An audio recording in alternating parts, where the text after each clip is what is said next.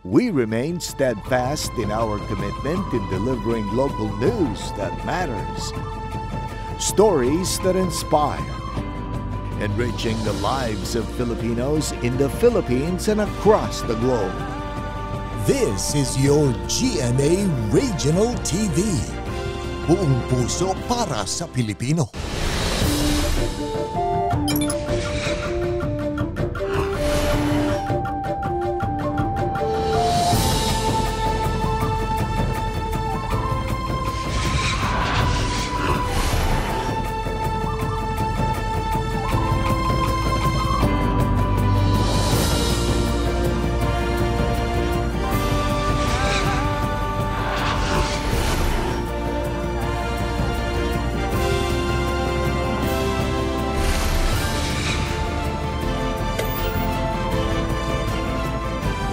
Ito ang GMA Regional TV, Balitang Southern Tagalog.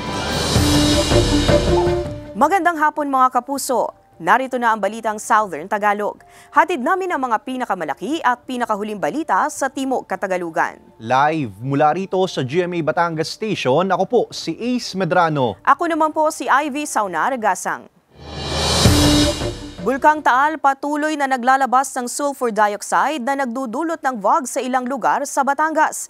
Ilang paaralan sa Agoncillo at Laurel wala munang face-to-face classes. Para sa detalye, makakasama natin live si Paul Hernandez. Paul?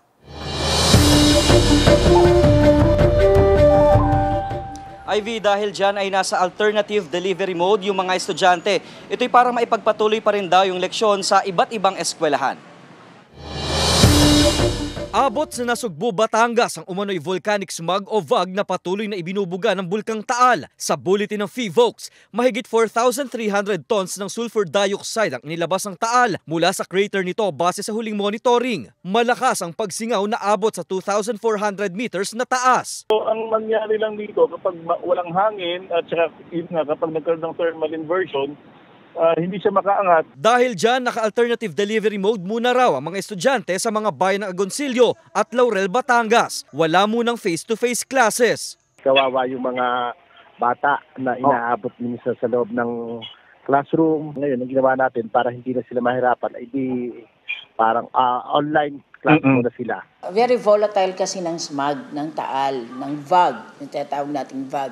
And alam naman natin na pagka VOG, it is carried through the air, no, sa air movement. Pinulong ng PDRRMO Batangas ang mga MDRRM officer para bilinan na mas maging alerto. Paiba-iba na raw ang direksyon ng hangin kaya sa iba-ibang lugar napapadpad ang VOG. May mga batang nadadala raw sa rural health unit sa iba't ibang bayan na dumaraing ng sakit sa lalamunan at hirap sa paghinga. Pero pawang mga outpatient daw ang mga ito. Sa clinic pa lang naman nabibigyan na sila ng nebulization, nabibigyan na sila ng gamot. Yun din pa ang isa pa na aming wina-work out ngayon na sana ay through PHO makapagbigay din ng mga necessary meds for the respiratory illnesses. Nananatili sa alert level 1 ang Taal at hindi pa rin pinapayagan na pagpunta malapit dito. Ivy, yung shifting from face-to-face classes to alternative delivery mode ay nasa discretion naman daw o desisyon ng LGU o di kaya ay ng pamunuan ng paaralan. Wala naman daw problema dyan, lalo at nakapaloob ito sa DepEd Order number 37. At yan muna ang latest mula rito sa Batangas City. Ivy. Maraming salamat, Paul Hernandez. 63 anyos na lalaki sugatan ng hampasin ng bakal ng kainuman sa Lubo, Batangas. Samantala, construction worker natagpo ang patay sa loob ng kanyang barak sa Tuwi, Batangas. Tutukan yan sa report ni Denise Abante. Sugatan ang 63 anyos na lalaking si Antonio Magnaye, residente ng Barangay Pinaghawanan, Lobo, Batangas matapos umanong hampasin ng bakal sa batok at iba't iba pang bahagi ng katawan. Pasado alas 8 kagabi, kinilala ang suspect na si Roel de los Reyes, 39 anyos, residente rin ng kaparehong barangay. Sa investigasyon, posibleng ang naging alitan sa inuman ang pinag-ugatan ng insidente. Yung pag-iinuman is going by, nagkameron ng pagtatanong itong victim doon sa ating suspect kung kumain na siya. Pumasok yung ating biktima sa loob ng bahay, paglabas, nagkameron na ng pagpalo sa kanyang iba-ibang party ng katawan. Kaagad din umanong isinugod ng mga kasamahan ng biktima ang sugatang si Magnaye sa ospital. Naaresto naman ng pulisya ang suspect sa isinagawang follow-up operation at narecover ang ginamit na bakal na ipinanghampas sa biktima. Drinking is an act of friendship or camaraderie. So sana wag nang mahaluan ng pasobrahan para hindi na mauwi sa hindi magagandang pagkakaunawaan. Samantala, wala ng buhay nang matagpuan ng 39 anyos na si Christian Miranda, isang construction worker at residente ng Agoncillo, Batangas, pasado alas 5 ng umaga noong Martes sa tinutuluyan nitong barak sa Barangay Relio, Tubi, Batangas. Sa investigasyon, posible umanong inatake sa puso ang biktima. Walang bakas ng foul play sa pagkamatay ng biktima. Accordingly, doon sa mga kasama niya sa construction, nung natapos na yung kanilang drinking session ay natulog na po sila. Tapos nung umaga, ginigising po nitong kasamahan, itong ating biktima ay hindi na po na magising.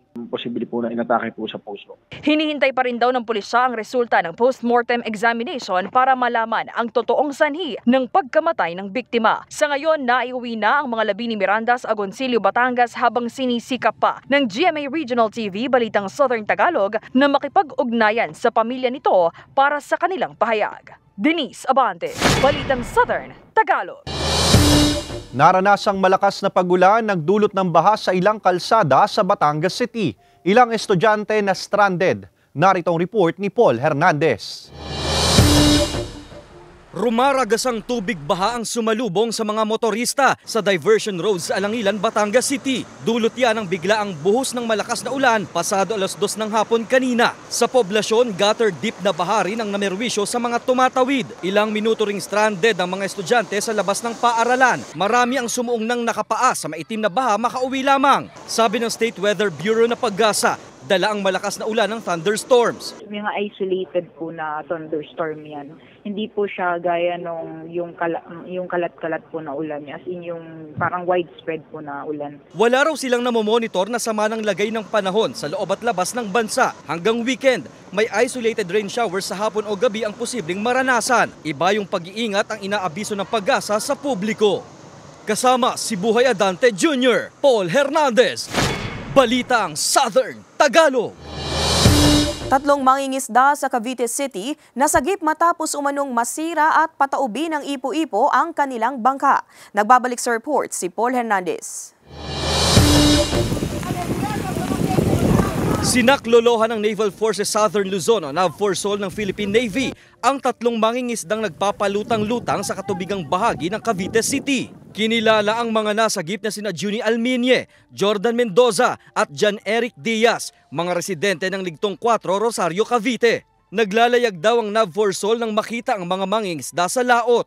Good thing po na notice ng mismong commanding officer nila, si Commander Richard C. Palig sa Philippine Navy. Madilim po yung panahon na yon. Gabi na po yun. Sa paunang ulat, nasira ang bangka ng mga mangingisda nang iwas-iwas umano ng isang ipo-ipo ang bangka nila. Umuulan din daw ng mga sandaling yon. Okay naman po yung tatlo. At the same time, nabigyan ng first aid, yung mga basic needs po ng mga civilian. Ligtas nang nakauwi sa kani-kanilang mga pamilya ang tatlong mangingisda.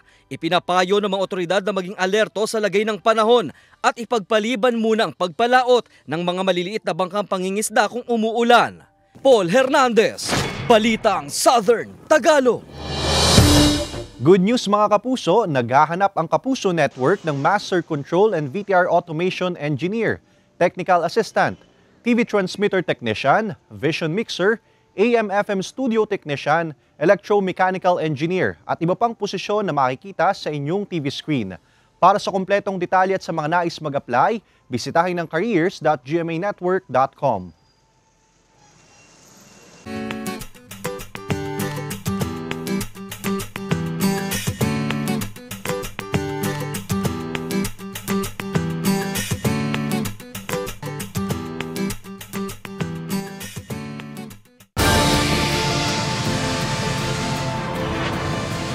Ito ang GMA Regional TV, Balitang Southern Tagalog.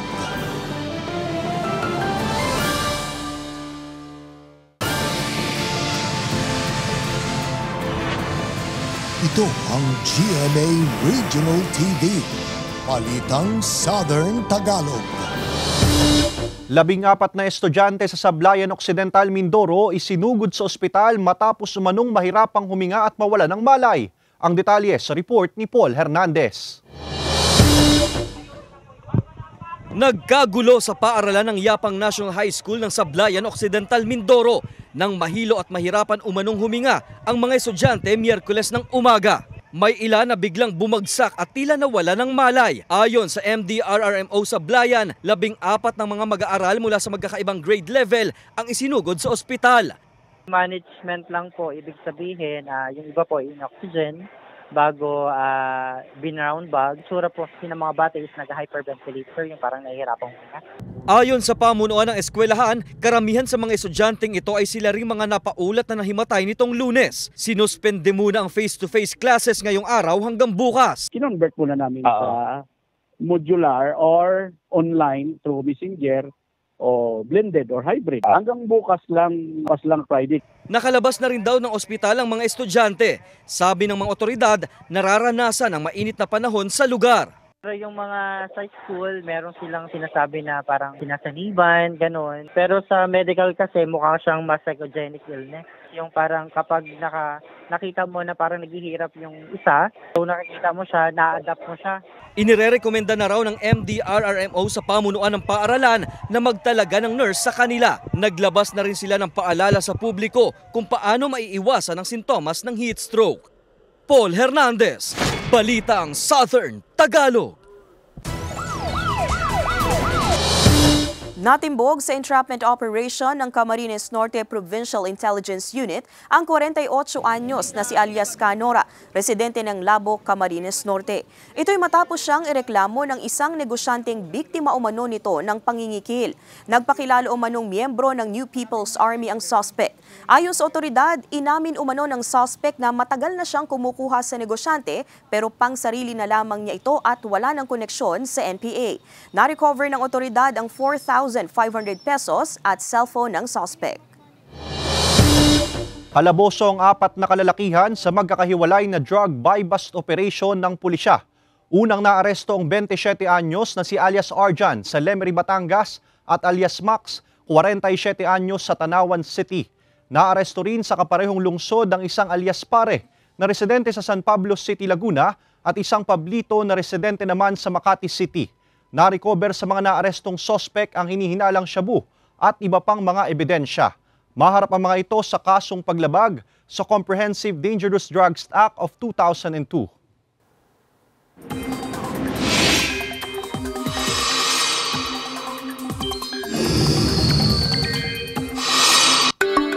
Mga kapuso, may cloud cluster o kumpol ng mga kaulapan na namataan ang pag-asa.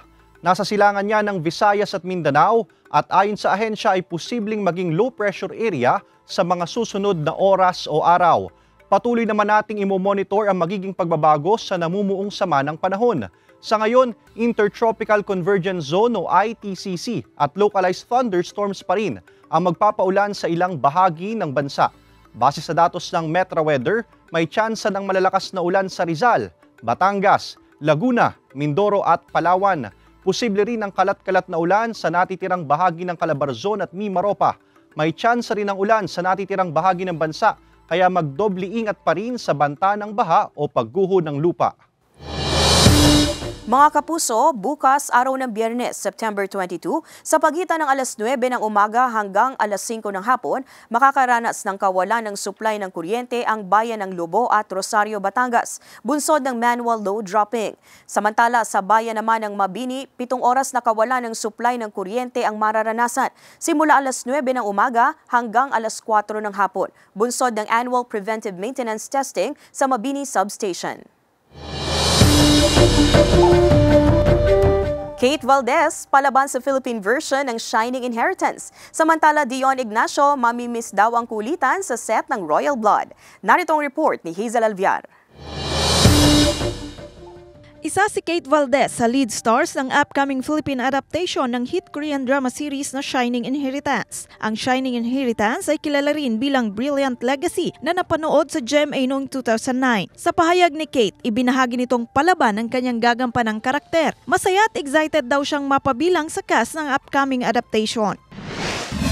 Mamimiss naman daw ni Dion Ignacio ang kulitan kasama ang kanyang co-star sa set ng Royal Blood. Siya ang gumaganap bilang Andrew, ang asawa ni Margaret na isa sa mga tumatak na karakter sa series. Sana nga raw ay magkatrabaho silang muli. Subaybayan ang mga huling pasabog sa huling 2 gabi ng Royal Blood. Samantala sa Maging Sino Ka Man, makikipagkita na si Monique sa kanyang best friend na si Tetay. Hanggang kailan naman kaya nila malulusutan ni Carding ang nakaambang kapahamakan? Ang mga maaksyong eksena huwag palampasin sa Maging Sino Ka Man pagkatapos ng 24 oras. Hazel Alviar, Balitang Southern Tagalog. Mga kapuso, maging bahagi ng nangungunang TV and radio network sa bansa. Naghahanap ang Kapuso Network ng mga sumusunod: News Production Specialist, News Program Specialist, Junior Desk Editor, News Assistant Video Journalist, Moving Image Editor, at iba pang posisyon na makikita sa inyong TV screen.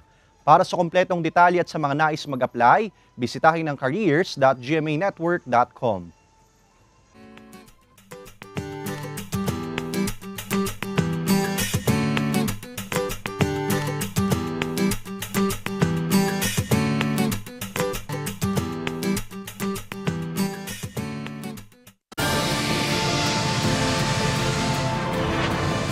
Ito ang GMA Regional TV, Balitang Southern Tagalog.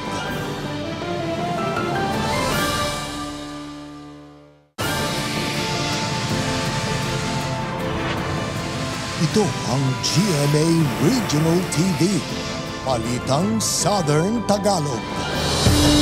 Presensya ng armadong kalalakihan sa ilang liblib na lugar sa Camarines Norte, kinumpirma ng Philippine Army. Ang detalye sa report ni Hazel Alviar. Kinumpirma ng Philippine Army na may mangilang-ilang sightings o presensya ng armadong grupo sa ilang liblib na lugar sa Camarines Norte. Pero wala naman umunong indikasyon na gagawa ito ng karahasan na may kinalaman sa darating na barangay and SK elections. Kasunod ito ng kanilang pahayag na nananatiling walang election hotspot ang probinsya. Wala po tayong mga recorded na mga incidents. Una po yung election-related incidents. Wala po tayong monitored na presensya ng partisan armed groups. Pero sa kabila nito, patuloy raw silang nakabantay upang walang mangyaring insidente na makukompromiso ang eleksyon at kaligtasan ng mga taong makikibahagi rito. Nakahanda rin daw ang Philippine Army anuwang oras na humingi ng augmentation ng personnel ang PNP at una na silang nag-deploy ng mga tauhan sa mga municipal police stations. Samantala, kumpiyansa naman ang PNP na magiging mapayapa ang papalapit na barangay at SK election sa lalawigan dahil wala pa raw silang nahuhuling lumalabag sa election gun ban simula nang ipatupad ito. Kaya masisiguro ko po na ang bawat isang mamamayan dito sa Camarines Norte ay mahimbing po silang makatutulog sapagkat meron po mga pulis natin na nasa kalsada na binabantayan po ang kanilang kaligtasan. Hazel Alviar, Balitang Southern Tagalog. Ilang materyales para sa rehabilitasyon ng Dumuklay Bridge sa Batangas City, isa-isa nang dinadala sa lugar. Proyekto maaari nang masimulan sa mga susunod na araw ayon sa foreman. Alamin yan sa report ni Paul Hernandez. Nakatayo na ang kubol na pinaglalagyan ng ilang materyales na gagamitin sa rekonstruksyon ng Dumuklay Bridge sa Batangas City. Ang makakapal na sheet pile na delivered na rin. Gagamitin daw ito para sa soil retention na magsusuporta rin sa tulay. Isang malawakang clearing operations muna raw ang isasagawa dito sa ilalim ng tulay. Aalisin muna ang mga naglalakihang tipak ng bato na katulad nito at dito rin ibabaon sa palibot ng tulay ang tinatawag na sheet pile. Bale, pang flood control po yan sa ilalim. Magkakapaikot po ang ilalim niyan. Tapos magiging pupundasyonan po ng matibay. Inaasahang madadala sa lugar ang iba pang gamit gaya ng mixer, backhoe at dump truck sa mga susunod na araw. Ayon sa City Planning and Development Office na itransmit na nila ang mga dokumento sa City Engineer's Office na may hawak na ngayon ang project implementation. Kasi ang inaano po natin yung area at space. Kasi pag dinala lahat agad dito, kukulangan na tayo sa space. Iniisa-isa po. Para po hindi magsikip ang load ng tulay. Nagkakaroon na raw ng pag-asa ang ilang residenteng magagawa na ang tulay. Para kami nawawalan ng ang tagal dahil hindi pa nga nadating ang materialis. Ay ngayon, narin ang materialis. Ay di, naaanuhan na kami na magkakaroon na ng anong magagawa siya. Magkakaroon na po ng proseso para magawa na yung tulay. Wala ang city engineer sa opisina ng puntahan ng GMA Regional TV Balitang Southern Tagalog. Hinihingan pa ng pahayag ang opisina. Tinitiyak naman na magsisilbing walkway o daan ng tao pa rin ang gilid ng bahagi ng tulay at hindi pa dadaanan sa mga bisikleta at motor. Kasama si Buhay Adante Jr., Paul Hernandez, Balitang Southern Tagalog. May pagpapatuloy na ng Land Transportation Franchising and Regulatory Board o LTFRB ang pamamahagi ng fuel subsidy para sa mga operator ng mga pampublikong sasakyan sa buong bansa. Pansamantala itong naantala dahil sa kasalukuyang ipinatutupad na election ban ng Commission on Elections. Inaprubahan ng COMELEC ang inihaing petisyon ng LTFRB at Department of Transportation na huwag isama sa election ban ang pamimigay ng fuel subsidy. Tiniyak naman ng ahensya na tuloy-tuloy na ang pamimigay nito. Mga kapuso, bukas, araw ng Biyernes, September 22, sa pagitan ng alas 9 ng umaga hanggang alas 5 ng hapon, makakaranas ng kawalan ng supply ng kuryente ang bayan ng Taysan, Batangas. Bunsod ito ng pansamantalang paglilipat ng bahagi ng load ng depektibong power transformer sa kalapit nitong substation. Mga tanim na gulay sa bakuran ng isang dating electrician na palago at mayroon ng 3 ektaryang taniman. Silipin yan sa report ni Denise Abante. Halos 15 taon na raw na nagtatanim ng mga gulay ang 48 anyos na si Victor. Kung dati raw kasi hindi sumasapat ang kinikita niya bilang isang electrician para pag-aralin ang 7 anak, ngayon halos sumobra pa ang kinikita niya sa pagtatanim lamang ng talong at iba pang gulay sa kanyang bakuran. Napakataas ng ating mga bilihin. Kaya napaka-importante po na tayo ay maalam mag-produce kahit sa mga gilid-gilid lang ng ating bahay, mga backyard. Masasabi kong ikangay happy ang mga farmer sa ngayon po ay napakamahal ng presyo ng mga gulay. Ngayon, nasa 3 ektarya na ng taniman ng talong ang kanyang napapakinabangan at nakatutulong na rin siya sa ilan pa niyang mga kaibigan gaya na lamang ni Elmer na halos 3 taon nang nagtatrabaho sa taniman. Masaya po kami at siyempre nakakatulong na po kami sa mga dito po sa taniman. Ako po, wala po problema at ako'y nakakahingi na po ako dito ng kaunting talam. Hindi naman po ako bumibili ng mga gulay. Bukod daw sa bigay na gulay at pananim, malaki rin daw ang kinikita niya sa pag-aani ng talong at iba pang gulay. Patuloy naman ang paghihikayat ng Office of the City Veterinarian and Agricultural Services sa mga residente na magtanim na rin sa kani-kanilang mga bakuran. Kahit limitado ang lupa, pwede naman tayong magtanim ng mga halaman in the form ng vertical gardening or yung paggamit ng recyclable materials. Puntay na sa urban areas para lang matugunan yung kamahalan ng mga produkto natin na gulay. Sa ngayon kasi, nasa 120 pesos na ang kada 1 kilo ng talong sa Batangas City New Market na kung dati ay nasa 60 to 80 pesos lamang ang kada kilo. Kasama si J. Armanhares, Denise Abante, Balitang Southern Tagalog. Naglabas ng libro ang writer, educator at constitutionalist na si Dr. Flor Angel Rosario Braid. Yan ay ang tagpo, Right Place, Right Time na tungkol sa personal at professional journey ni Braid. Tinalakay sa libro ang kanyang pagiging bahagi ng national at international initiatives. Bukod sa pagiging manunulat, si Dr. Braid ay isa ring pintor at eksperto sa komunikasyon at media. Co-founder siya ng Asian Institute of Journalism and Communication na binuo noong 1980 sa Pilipinas. Ang kikitain sa libro ay mapupunta sa scholarship ng mahihirap na kabataan at community journalist na gustong kumuha ng kurso o master sa journalism. Lalaki na tubong Quezon nakasungkit ng gintong medalya sa Obstacle Course Racing World Championships 2023 sa Belgium. Kilalanin siya sa report ni Denise Abante. Takbuhan, gapangan, at kahit monkey bar, hindi uurungan ng 32 anyos na si Renson Embradura ng Sariaya, Quezon. Sa katunayan, nakasungkit pa si Renson ng gintong medalya sa katatapos lamang na Obstacle Course Race World Championships sa Genk, Belgium noong September 14 hanggang 17. Para kay Renson, hindi naging hadlang ang kakulangan ng isang parte ng katawan para ipagpatuloy at mapagtagumpayan ang kanyang pangarap. Na hinangad ko po talaga yung maging isang atleta na lalo-lalo na po yung makakuha po ng gold at makapaglaro po sa isang international na para bang gusto mo maging proud yung ating bansa. May ibinigay sa akin si Lord na na kailangan ko po patunayan sa akin sarili na hanapin na maging inspirasyon ng mga tao. Hindi nagiging hadlang yung kapansanan sa isang tao. Ang kanyang liksi at talas daw ng isipan ang naging alas niya upang maungusan ang nasa mahigit 30 katunggali mula sa iba't ibang panig ng mundo. Proud naman ang nanay ni Renson sa tagumpay ng kanyang anak. Masaya po kami, lalo po nung amin sinundo. Pinapagawa ko nga po siya ng tarpaulin para makita po ng mga nasa airport na ito pala ang nanalo sa Quezon. Anak, talagang galingan mo. Kaya di ako nagpapasalamat sa kanya at nahangad niya yung kanyang pagtakbo.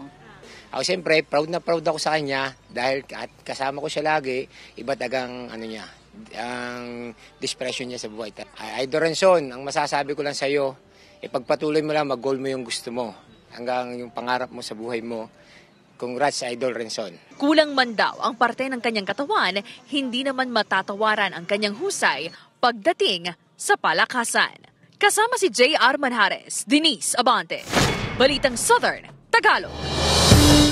Mga kapuso, partner, naranasan nga natin mismo dito sa Batangas City kanina ang biglaang malakas na buhos ng ulan na epekto ng localized thunderstorms. Paalala po, wala pong bagyo, pero asahan na maaaring magpatuloy ang mga gantong biglaang pag-ulan dahil nga sa localized thunderstorms. In fact, partner, ipinakita nga kanina sa balita na marami ang binaha at na-stranded dahil sa biglaang malakas na pag-ulan. Kaya mga kapuso, maging handa po sakaling lalabas ng bahay, palagi pong magdala ng pananggalang sa ulan.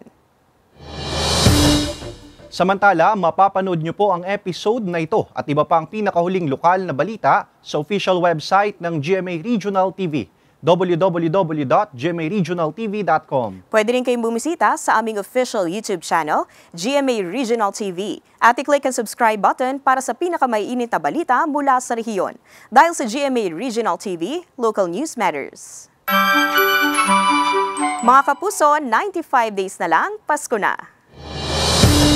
At yan ang mga pinakamalaki at pinakahuling balita sa Timog Katagalugan. Maraming salamat sa pagsama sa amin, pati na ang mga kapuso sa ibang bansa na tumutok sa mga balita sa rehiyon. Kami, ang GMA Regional TV, Balitang Southern Tagalog. Buong puwersa para sa mas malaking misyon at mas malawak na paglilingkod sa bayan.